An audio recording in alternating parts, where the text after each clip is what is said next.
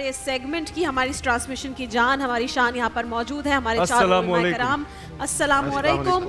مفتی فضل سبحان صاحب, مفتی عمران خان صاحب, علامہ کمیل مہدوی صاحب, علامہ ڈاکٹر عامر عبداللہ محمدی صاحب, چاروں موجود ہیں. کل جہاں پہ ڈسکشن رکی تھی وہیں سے کنٹینیو کرتے ہیں. مہدوی صاحب نے جہاں پر وہ پوائنٹ چھوڑا تھا وہ تھا خلا والا معاملہ. تو جب خلا پہ ہم نے بات شروع کی تو ایک پوائنٹ اینڈ میں انہوں نے کہا, میں نے کہا اس پہ تو دوبارہ بات کرنی پڑے گی, وہ یہ تھا کہ بہت ساری ریزنز ہیں جس کے بیس پر خلا لی جا سکتی ہے. لیکن مہدوی صاحب نے کہا کہ ان کے ہاں کس طرح سے ہوتا ہے, وہ باقاعدہ کچھ چیزیں ہیں جو پڑھی جاتی ہیں اور ایک پراپر طریقے سے جیسے نکاح ہوتا ہے ویسے خلا ہوتی ہے.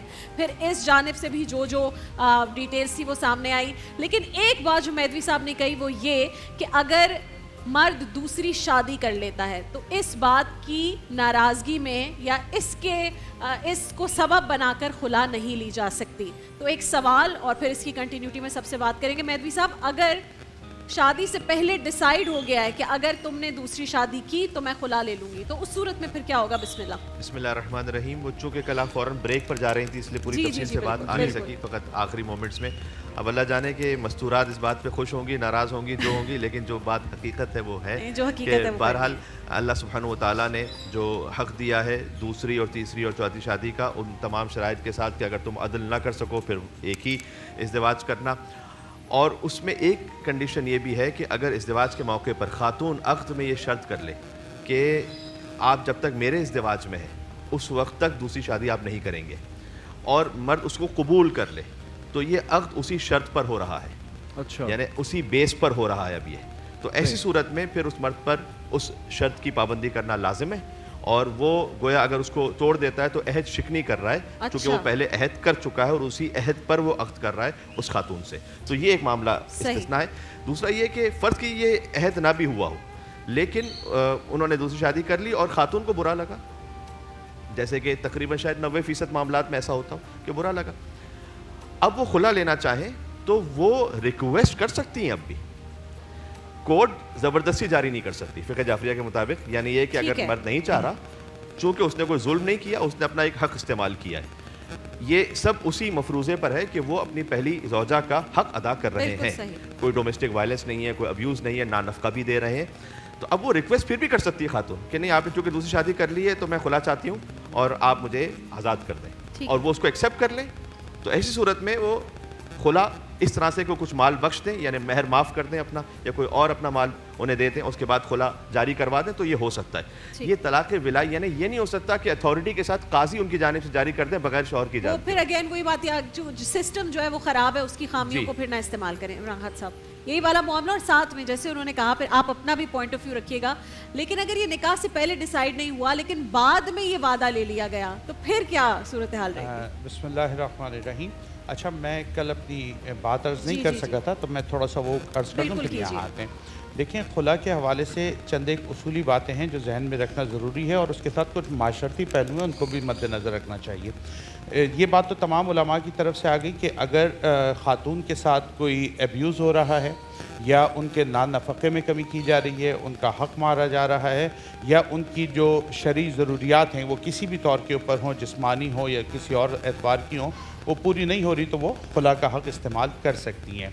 لیکن ایک بات جس کی طرف آپ نے بھی اشارہ کیا تھا اور پھر مفتی صاحب نے گفتگو کی تھی, وہ یہ تھی کہ بھئی ایک خاتون, جیسے حضرت ثابت بن قیس رضی اللہ تعالیٰ عنہ کا معاملہ آتا ہے کہ ان کی زوجہ نے آ کر یہ عرض کی کہ اللہ کے رسول, میں ان کی تقویٰ پرہیزگاری کسی چیز پر اعتراض نہیں کر رہی, لیکن میرا قلبی ملان ان کی طرف نہیں ہوتا, ٹھیک ہے نا. تو نبی علیہ الصلوۃ والسلام نے ان کو خلا کا حق دیا اور جس کو انہوں نے استعمال کیا. اب پوائنٹ یہ بنا کہ جناب علی, اس کا مطلب یہ ہوا کہ ہر خاتون کے پاس یہ اختیار ہے کہ اگر شادی کے بعد ان کو اپنا شوہر پسند نہیں آیا تو وہ اس بیس پر خلا لے سکتی ہیں. دیکھیں, اب اس سے ایک بہت بڑا سوشل ایشو جو ہے وہ کھڑا ہو جاتا ہے. میں بڑی معذرت کے ساتھ یہ بات عرض کروں گا, پچھلے دنوں سوشل میڈیا پہ باقاعدہ ایک ڈاکیومنٹری چلی جس کے اندر یہ بات کی گئی کہ اس پاکستان کے اندر, میں بہت معذرت کے ساتھ یہ بات عرض کر رہا ہوں اور نہایت شرمسار ہو کر عرض کر رہا ہوں, اس پاکستان کے اندر 78% ایکسٹرا میریٹل افیئرز چل رہے ہیں. آپ ذرا فیگر کاؤنٹ کریں, 78% ایکسٹرا میریٹل افیئر چل رہے ہیں, اور این جی او نے اس پہ پوری تحقیق کی اور اپنی رپورٹس جو ہیں اس کو ایشو کیا ہے. اب ذرا آپ سوچیں, اگر اس بنیاد کے اوپر ہم اجازت دے دیں خواتین کو خلا لینے کی تو 78% خاندان بالکل تباہ ہو جائیں گے. بات سمجھ آ رہی ہے؟ تو میں عورتوں کی ریپرزنٹیشن میں، لیکن ایک اور بات بھی ہے، صرف مردوں کی طرف سے ایکسٹرا میرٹل افیئرز نہیں ہیں جی، عورتوں کی طرف سے بھی دیکھیں ایکسٹرا میریٹل افیئر مرد کی طرف سے تنہا تو ایگزسٹ کر ہی نہیں سکتا جب تک فریق مخالف اس کے اندر شامل نہیں ہوگا. یہ تو فریقین ہوں گے نا دونوں کی طرف. اب ذرا آپ اس کنڈیشن میں سوچیں، اگر ہم یہ اجازت دیں کہ جناب مجھے یہ پسند نہیں آ رہا میں اس لیے خلا لے رہی ہوں، وہ کہتی ہے مجھے یہ پسند نہیں آ رہا میں اس لیے خلا لیتی ہوں، تو یہ تو ایک بھونچال معاشرے کے اندر کھڑا ہو جائے گا. جی، اور لامحدود یہ سلسلہ ہے. ایک ہفتے کے بعد دوسرا پسند نہیں آئے گا، تیسرے ہفتے کے بعد چوتھا پسند نہیں آئے گا، تو بس ہم کیا خلائیں کراتے رہیں گے. اس بنیاد پر ہونا یہ چاہیے کہ نکاح سے پہلے، اسی لیے یہ بات ہوتی ہے کہ بالغ لڑکی بالغ مرد ان دونوں سے اجازت لی جاتی ہے، ان سے پوچھا جاتا ہے. آپ اس وقت اس بات کو ڈیسائیڈ کر لیں بھئی یہ مجھے خوبصورت لگ رہا ہے نہیں لگ رہا ہے، اس کا پروفیشن مجھے پسند ہے یا نہیں ہے، اس کی شخصیت میرے لیے اٹریکٹیو ہے یا نہیں ہے. آپ سے اسی لیے پوچھا جاتا ہے. آپ نے جتنے جھگڑے کرنے اپنے پیرنٹس کے ساتھ اس وقت کر لیں، مجھے اس کے ساتھ نہیں رہنا، میں نہیں کروں گی. لیکن جب آپ ایک بندھن میں بندھ گئے پھر اس کی آپ پاسداری کریں. نبی علیہ الصلوۃ والسلام آپ نے ارشاد فرمایا ابغض الحلال عند اللہ الطلاق، اللہ کے نزدیک حلال اشیاء میں سب سے بری چیز وہ طلاق ہے. تو اس کا مطلب یہ ہوا یہ بدترین عمل ہے کہ ہم اس چیز کو پروموٹ کریں کہ جی خواتین کے پاس رائٹ ہے اس کو یوز کریں. پھر میں ایک اور بات عرض کرنا چاہتا ہوں. دیکھیں اگر یہ بات اتنی آسان ہوتی تو خواتین کو شریعت کے اندر اسی طرح طلاق کا حق دے دیا جاتا جس طرح مرد کو دیا گیا ہے. اس کا مطلب یہ ہے کہ اس کو پروموٹ نہیں کیا گیا. یہ بڑی ایکسٹریم سچویشن ہے کہ اس کے اندر اب آپ کو قرآن کے الفاظ ہیں کہ جب آپ کو یہ احساس ہو جائے کہ اب آپ اللہ کی حدود کی پابندی نہیں کر سکتے، ٹھیک ہے نا، یعنی آپ اس کی شرعی ضروریات پوری کرنے پہ بالکل راضی نہیں ہے، قلبی میلان ہی نہیں ہے، پھر جھگڑے ہو رہے ہیں، فساد ہو رہے ہیں، تو بھئی اب اتنا لڑنا ہے تو اس سے بہتر یار آپ سیپریٹ ہو جائیں، ٹھیک ہے نا. لیکن آپ اس کو ایک تفریح کی چیز بنا لیں، آج اس سے خلا پرسوں سے خلا ترسوں سے خلا، تو دین مذاق بن جائے گا. یہ ہو گئی ایک بات. اب جو مہدوی صاحب نے یہ بات فرمائی ہے اور آپ نے اس پہ سوال پوچھا، اس میں اصولی بات تو یہی ہے کہ یہ مرد کا حق ہے وہ 4 نکاح کرے. وہ اس کو نہیں ایکسرسائز کرتا یہ الگ بات ہے، ہمارے معاشرے کا ایشو ہے. تو اگر شروع میں کوئی قید نہیں لگائی گئی اور مرد بعد میں نکاح کر لیتا ہے تو اس بیس پر طلاق یا خلا نہیں ہوگی، بشرط یہ کہ وہ اس کا نان نفقہ اور ضروریات کو پورا کر رہا ہو. ہمارے مردوں کی طرف سے زیادتی ہوتی ہے کہ جب وہ دوسری شادی کرتے ہیں تو پہلی بیوی کو اگنور کرنا شروع کر دیتے ہیں. اگر وہ یہ بدتمیزی کر رہے ہیں تو یہ بالکل ڈفرینٹ سچویشن ہے، اس میں الگ بات ہو جائے گی. اور آخری بات سر، آخری بات اس کے اندر میں عرض کر دوں، آپ نے کہا کہ اگر وہ بعد کے اندر یہ شرط رکھتے، یعنی پہلے نکاح کے ٹائم تو نہیں لکھوایا، خاتون نے بعد میں یہ شرط رکھی دیکھو اگر تم نے یہ کیا تو پھر میں تم سے خلا لے لوں گی، اور مرد نے شرط مان لی تو پھر وہ اس کی پابندی کرے گا. اگر وہ اس صورت میں کہیں اور نکاح کرتا ہے، تحریر بے شک نہ ہو، یہ میاں بیوی کی انڈرسٹینڈنگ ہے، اگر یہ ہو گئی تو اس پر اللہ گواہ ہے، وہ اس کو پابندی کرتے ہوئے. بہت اچھا کلیئر ہو گیا پوائنٹ آف ویو. ہیلو جی، السلام علیکم. ہیلو، السلام علیکم. وعلیکم السلام. جی کون کہاں سے بات کر رہے ہیں؟ محمد جہاں سے بات کر رہا ہوں، کراچی سے. جی فرمائیے. اچھا سر، میرا سوال یہ ہے کہ جیسا کہ کراچی میں جو ہے وہ اسٹریٹ ڈاگ کی جو تعداد ہے وہ کافی زیادہ ہو گئی ہے، تو آئے دن ہم دیکھتے ہیں کہ بزرگوں کے پیچھے لگ رہے ہیں، کسی بچے کو کاٹ رہے ہیں، مطلب نقصان پہنچا رہے ہیں، چلتے پھرتے لوگوں پہ جو ہے بھونک رہے ہیں. تو جو لوگ زہر دے کے ان کو مار دیتے ہیں، تو کیا یہ درست ہے یا پھر ہمیں کیا کرنا چاہیے اس بارے میں بتائیں. اسٹریٹ ڈاگس کی تعداد زیادہ ہو گئی ہے، بعض اوقات بچوں کو کاٹ لیتے ہیں تو ان کو جو انجیکشن لگا کر یہاں لوگ مار رہے ہیں یا زہر دے کے مار دیتے ہیں، کیا یہ صحیح ہے یا نہیں؟ فضل سبحان صاحب. اچھا آپ کیا سوچ رہے ہیں فضل سبحان صاحب؟ دیکھا ان کی طرف تھا، اشارہ میری طرف. پہلے عامر عبداللہ صاحب بولتے ہیں. آپ کے پاس اچھا جواب ہے تو آپ دے دیجیے. مجھے لگ رہا ہے جو شادی والا میرا خیال ہے مفتی فضل سبحان صاحب اس میں کھو گئے کہیں. کوئی پوائنٹ ہے تو میرے خیال سے فضل بھائی کے ساتھ. فضل سبحان صاحب جو ہے نا وہ اصل میں خلا کے حوالے سے دلائل اپنے پاس جمع کر رہے تھے کہ مزید مجھ سے سوال ہو جائے گا یہ، تو وہ اسی حالت مراقبہ میں تھے. آپ نے جو ہے نا اچانک خلا و طلاق سے جو ہے نا وہ دوبارہ کی طرف لے گئے آپ معاملات. اچھا یہ لائیو کال پہ تھے ہمارے ساتھ. بسم اللہ الرحمن الرحیم. پہلے جو کل بچی نے سوال کیا تھا وہ یہ کیا تھا کہ میری شادی ہوئی تھی، میں نے خلا لی اور 4 مہینے سے گزر گئے ہیں، تو کیا اب میں عدت کروں گی؟ خلا لیے ہوئے بھی 4 مہینے گزر گئے. تو ہم میں سے کسی نے بھی اس کا جواب نہیں دیا. مجھے رات کو یہ ریکال ہوا. تو بھائی آپ نے عدت گزار لی ہے، اور اگر آپ کے پاس قانونی دستاویزات مکمل ہو چکی ہیں جو کہ ہمارے ضابطے ہیں، یونین کونسل سے تنسیخ کی ڈگری جاری ہوتی ہے، وہ بھی لے لی ہے، تو آپ کہیں اور شادی کر سکتی ہیں. جو یہ کتے ہیں اور جو یعنی ایذا پہنچانے والے ہیں اور بچوں کو کاٹ رہے ہیں، اور پھر بہت سارے ہاسپٹلز میں ان کی ویکسین بھی دستیاب نہیں ہے. چند ایک ہاسپٹل ہیں جو مہنگے ہیں اور ہر ایک افورڈ نہیں کر سکتا، وہاں پر اس کی ویکسین موجود ہے. سرکاری اسپتالوں کا تو حال بہت برا ہے، اور گاؤں دیہاتوں میں اور زیادہ برے حالات ہیں. ایون یہ کہ بہت سے لوگوں نے، ہمارے پاس مساجد کی تصاویر آئیں جو گاؤں دیہاتوں میں ہیں، اور وہاں پہ راستے بھی مسدود ہوتے ہیں اور ख़راب ہوتے ہیں. تو انہوں نے کہا کہ عشاء میں اور فجر میں لوگ بہت کم آتے ہیں. پوچھا کیوں؟ انہوں نے کہا کیونکہ کتوں کی بہت بھرمار ہے اور وہ لوگوں کو کاٹ لیتے ہیں. تو شہروں میں بھی یہ سچویشن ہے, بہت ساری گلیوں میں یہ سچویشن ہے, اور شاید گورنمنٹ نے کوئی ایسا قانون بنایا ہے, کوئی آرڈیننس نکالا ہے. ترکی میں کتے کیوں نہیں کاٹتے لوگوں کو؟ Sorry? ترکی وغیرہ میں کتے اسی طرح استنبول میں اسٹریٹ ڈاگ وہاں کتنے کیوں نہیں سارے کاٹتے؟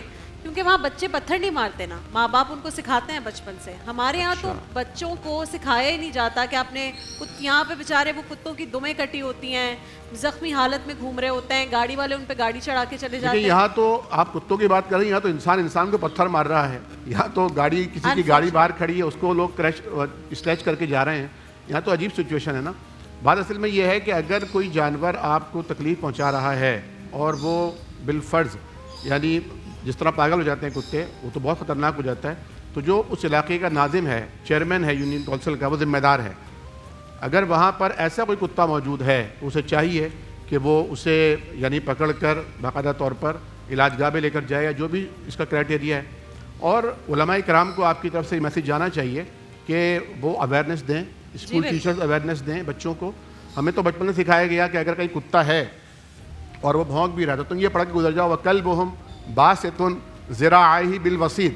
اور ہم نے جس کو سکھایا اس نے یہ تجربہ کیا ہے کہ آپ یہ دعا پڑھتے ہوئے, جو سورہ کہف میں ذکر ہوئی ہے کہ ان کا کتا اپنے دونوں ہاتھوں کو پھیلائے ہوئے یعنی چوکیداری کے طور پر بیٹھا ہے. تو جب بھی یہ پڑھتے ہوئے گزرا ہے, کوئی بچہ بھی اگر گزرا ہے تو وہ اس کو بالکل ریئیکٹ نہیں کرتا ہے, اور نہ بھونکتا ہے نہ بھاگتا ہے. اور یہ اویئرنیس کی ضرورت ہے, اصل میں ہمارے تو اویئرنیس ہی نہیں ہے نا. جانوروں سے پیار کس طرح کرنا ہے یہ بچپن سے بچوں کو سکھائیں. ایک سوال آیا ہے, میں چاہتی ہوں اگر اس میں سب, تاکہ ہم جلدی سارے پہلے اس میں ایک چیز ایڈ کر لیں, وہ صرف مختصر ایڈ کرتا ہوں. اس میں دیکھیں ایک کام یہ ہو سکتا ہے کہ اس کو جو کتے ہیں نا, ان کو پکڑ کر ان کنٹریز کو ہم ایکسپورٹ کر سکتے ہیں جہاں پہ وہاں پر ان کی کوئی یوٹیلائزیشن موجود ہے. بالخصوص چائنا اس کی بہت بڑی مارکیٹ ہے.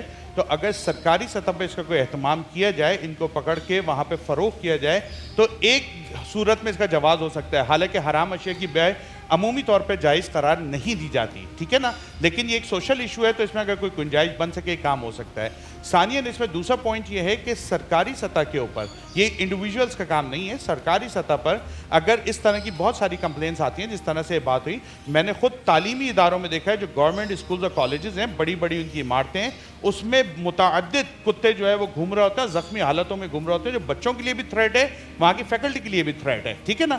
تو ایسی صورت کے اندر ہوتا یہ کہ میونسپلٹی والوں کو باقاعدہ اپلیکیشن دی جاتی ہے, وہ آتے ہیں, یا تو ان کو پکڑتے ہیں یا ان کو پھر انجیکشن وغیرہ دے کر مارتے ہیں. تو اگر کوئی ایسی سچویشن ہو تو یہ بالکل جائز ہوگا. ہاں, فرد ذاتی کیپیسٹی کے اندر یہ نہیں ہے کہ وہ گن لے کر گھومتا رہے اور جگہ جگہ کتے نظر آئے تو شوٹ کرتا رہے. فرد کی سطح پر نہیں ہوگا, سرکاری سطح پر یہ کام کیا جا سکتا ہے. فضل سبحان صاحب یہ بھی, اور اس پر بھی بتائیے گا. ایک اور سوال آیا ہے, بہت میری ذاتی طور پر مجھے لگتا ہے بہت امپورٹنٹ ہے. بچی نے ایک انسٹاگرام پہ مجھے سوال بھیجا ہے, وہ کہہ رہی ہیں کہ کیا ٹک ٹاک لائیو کی کمائی حلال ہے یا حرام ہے؟ ٹک ٹاک یہ وقفے کے بعد پوچھ لیں فضل سبحان صاحب, وقفے کے بعد, تاکہ آپ کو پورا ٹائم ملے. اور یہ ہے بھی بہت امپورٹنٹ, لاہور اس کے مضافات میں اذان مغرب کا وقت ہوا چاہتا ہے. بریک کے بعد حاضر ہوں. ویلکم بیک, ایک بار پھر خوش آمدید. اور جہاں سے ہم بریک پر جانے سے پہلے آپ کو بتا کر گئے تھے کہ فضل سبحان صاحب نے ایک جواب دینا تھا. طاہرہ, آپ کی آواز یہاں آ رہی ہے اور کچھ ایک چیٹرنگ بھی ہو رہی ہے, جزاک اللہ.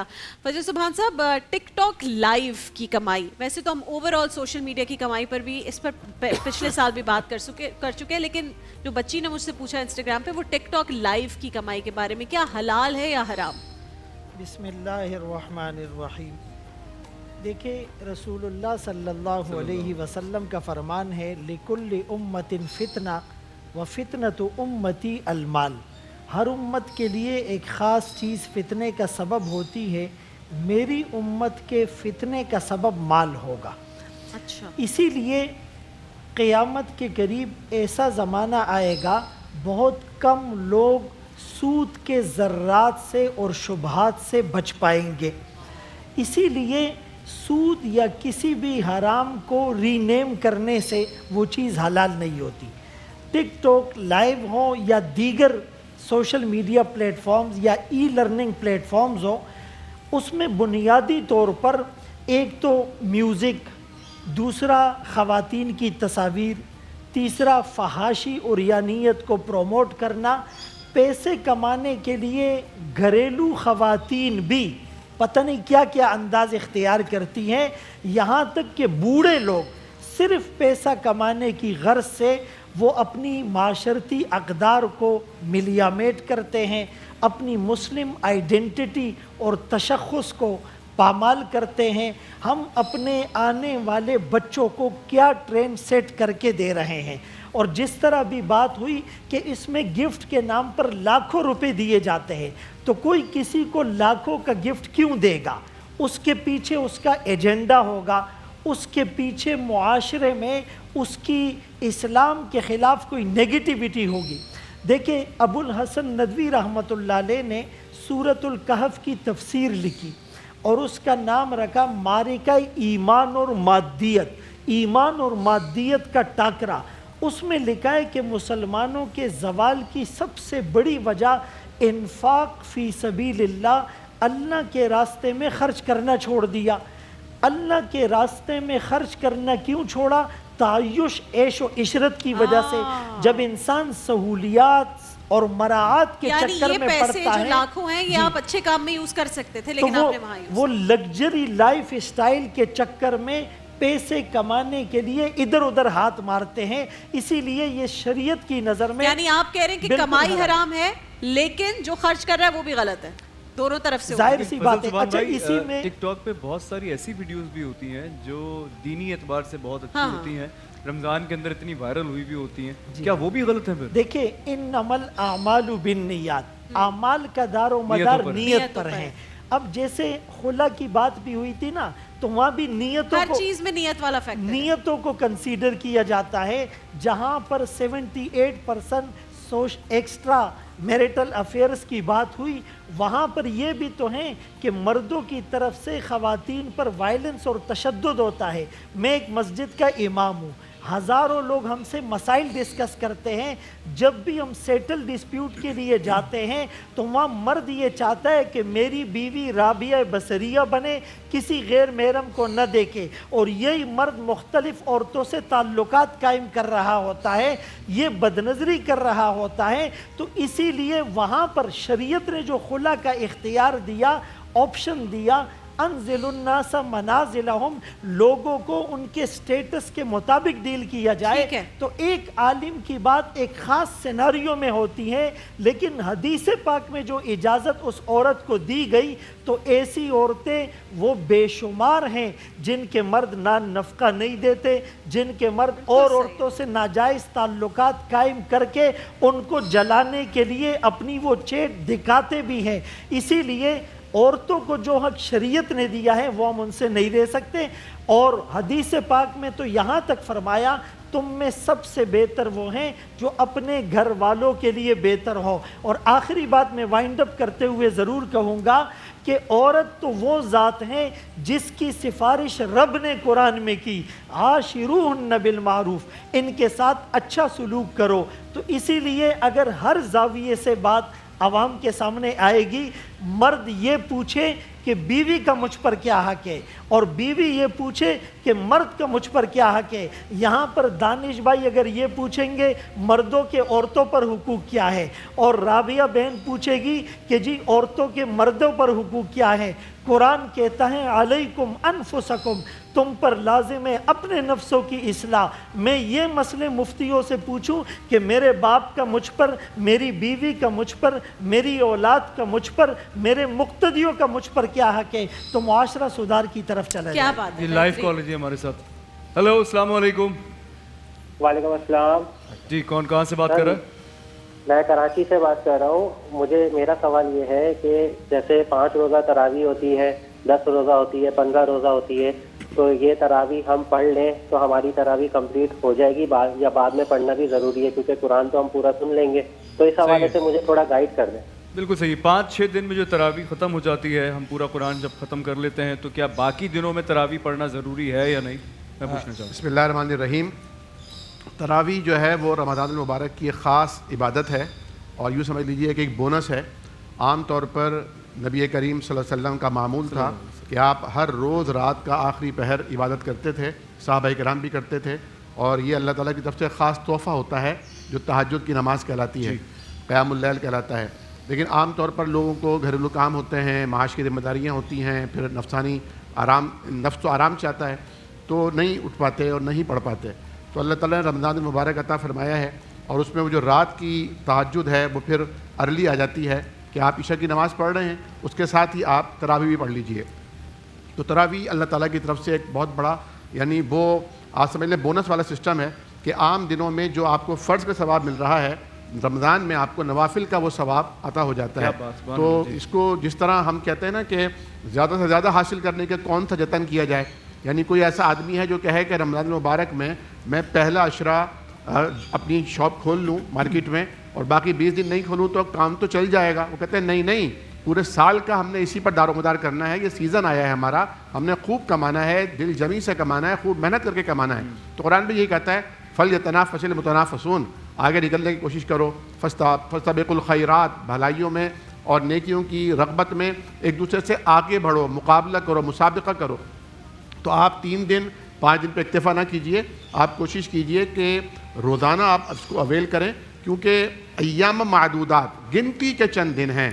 دن روزے کے لیے ہے اور رات اللہ تعالیٰ کے حضور کھڑے ہونے کے لیے ہے, قرآن کی سماعت اور قرآن پڑھنے کے لیے ہے. اور اس کو پھر عام طور پر ایک جس طرح بھی انہوں نے کہا نا تراویح ہو جاتی ہے, بھئی آپ ایک دن پڑھیں گے تو بھی تراویح ہو جائے گی, لیکن باقی دنوں میں بھی آپ کو فائدہ ہوگا نا, آپ اس کو استعمال کریں تو آپ کے لیے بہتر ہوگا. آگے بڑھیں گے سب متفق ہیں. پھر دوسری بات یہ ہے, ہمارے ہاں ایک بحث یہ بھی آتی ہے 8 پڑھیں کہ 20 پڑھیں. میں پوچھتا ہوں آپ پڑھتے ہیں؟ پڑھنی ہے بھائی پڑھو تو صحیح, کم از کم پڑھو تو صحیح. بھائی وہ کہتے ہیں جب آپ لوگ متفق ہی نہیں ہو رہے تو ہم نہیں پڑھ رہے, پھر یہ اس سے فائدہ اٹھا لیتے ہیں نا. پھر بولو مہدوی صاحب آپ کچھ کہیں گے اس میں؟ میں ویسے پڑھیں 8 یا 20 سوال کو ایڈریس کر لوں کہ اس کا کالر کا جو کویسچن تھا نا وہ یہ تھا کہ وہ حلال ہے یا نہیں ہے ارننگ نا. تو مفتی صاحب نے بڑی کلیئر اس کی وضاحت کر دی, لیکن میں سے مختصر ایک جزیہ ایڈ کر دیتا ہوں. وہ یہ ہے کیونکہ اب سوشل میڈیا کا دور ہے نا, آپ کو یاد ہوگا کہ کرنسی نوٹس پر ایک زمانے میں بڑا اختلاف رہا, ایک زمانے میں لائیو ٹیلی ویژنس کی جو ٹرانسمیشن تھی اس پر بھی اختلاف رہا. تو دور جدید کے کچھ ایشوز ہیں جن کو ہمیں سمجھ کے کچھ انڈرسٹینڈنگس اس میں لانی چاہیے. ایک اصولی بات ذہن میں رکھیں کہ سوشل میڈیا پر چلائی جانے والی کوئی ویڈیو اگر اس میں کوئی شرعی قباحت موجود نہیں ہے, جس میں بے حیائی ہے, بے غیرتی ہے, بد نظری ہے, کسی کی تحقیر ہے, کسی کی تنقیص ہے, کسی کو بے عزت کرنا ہے, اگر کوئی ایسی چیز موجود نہیں ہے, آپ اپنی پروڈکٹ سیل آؤٹ کرنا چاہتے ہیں یا کوئی اچھا کانٹینٹ لے کر آنا چاہتے ہیں, آپ لائیں, اس کی ارننگ بالکل آپ کے لیے جائز ہوگی. بس اگر اس میں وہ والی شرعی قباحتیں ہوئیں تو وہ ناجائز ہو جائے گی. یہ اصولی ایک بات ہے اس میں. جو تراویح کا بھائی نے مسئلہ پوچھا, انہوں نے یہ سوال کیا جی میں 6 دن میں ختم قرآن کر لیتا ہوں, اس تراویح کو پڑھ لیتا ہوں, باقی 30 days, تو حضرت نے اس کی وضاحت کر دی. اس کا تعلق پورے قرآن پاک کے سننے سے نہیں ہے. پورا قرآن سننا الگ فضیلت کی بات ہے, اور 30 دن یا 29 دن پوری تراویح پڑھنا یہ الگ مسئلہ ہے. ٹھیک ہے نا. تو آپ نے اگر 6 دن میں قرآن پاک کا تکملہ کر لیا, بہت اچھی بات ہے, بٹ اٹ ڈزنٹ مینس کہ 24 days جو ہے آپ آزاد ہیں, آپ کو 24 دن کی تراویح پڑھنی پڑے گی.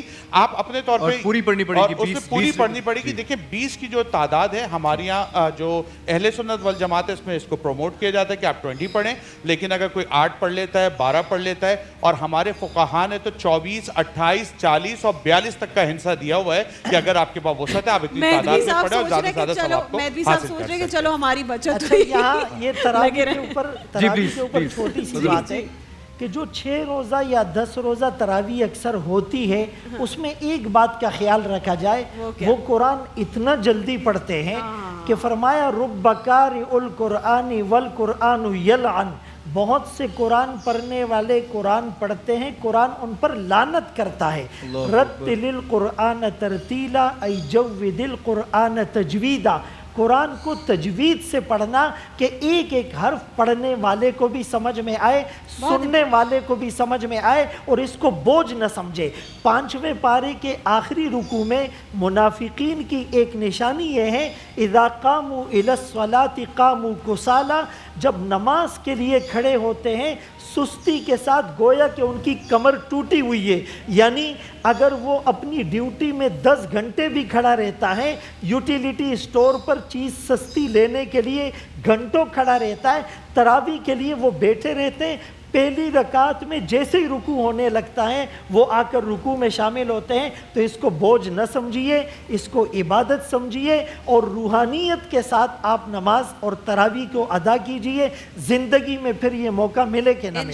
انشاءاللہ. ٹک ٹاک لائیو والے معاملے پہ بات کریں. میں یہ کرنا چاہ رہا تھا کہ मुफ्तियान कराम की बात से इत्तेफाक करते हुए और उसको आगे बढ़ाते हुए, ये बात तो हो गई ना कि बेहयाई का कोई कंटेंट है, कोई गैर शरई कंटेंट है, वो अलाउड नहीं है, ये तो सभी तस्लीम करते हैं, लेकिन हमें इसमें बैलेंस करने की ज़रूरत है।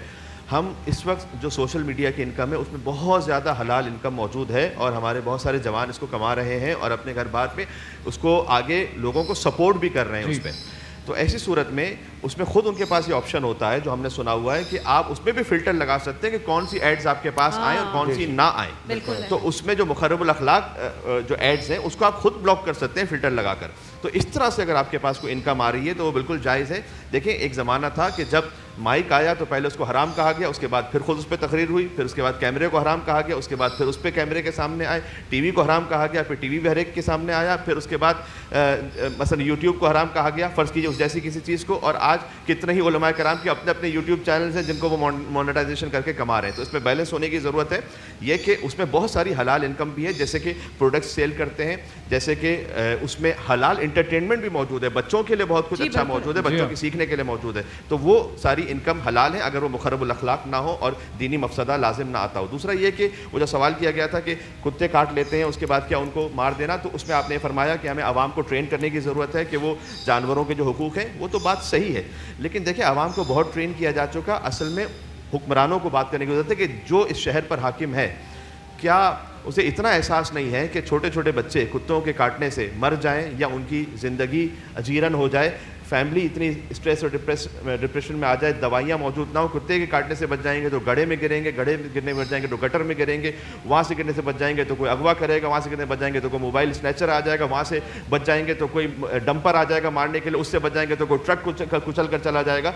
तो कहाँ जाए बेचारी आवाम? उससे भी बच जाएंगे तो गैस सिलेंडर के धमाके, गैस सिलेंडर के धमाकों से पूरी पूरी बिल्डिंगें गिर जाएंगी। तो मुझे तो नहीं समझ में आता कि वो सड़क पे जो चलने वाला बेचारा जानवर है उसको मैं कुत्ता कहूँ या किसी और के लिए लफ्ज़ इस्तेमाल करूँ कि जो इस वक्त हम पर हाकिम होते हुए उसे एहसास नहीं कि उसकी रियाया पर क्या गुजर रही है। जो तो गैस सिलेंडर का मेदवी साहब बहुत अच्छी बात की, जो धमाका हुआ, मुझे बहुत सारे लोगों ने कहा जी हम जौहर में थे हमें आवाज़ आई, नाज़माबाद के धमाके, हम गुलशन में थे हमें धमाके की आवाज़ आई। तो मैंने किसी से कहा कि सिर्फ एक जगह धमाके की आवाज़ नहीं जाती और वो है ऐवान जी, बाकी हर जगह धमाके की आवाज़ भी जाती है और नुकसान भी जाता है। जज़ाकल्लाह, बहुत शुक्रिया आज की इस नशिस्त का, बहुत अच्छी मुफीद गुफ्तगू हुई एंड आई होप कि इससे कुछ ना कुछ बेहतरी हो। उलमा कराम का बहुत शुक्रिया।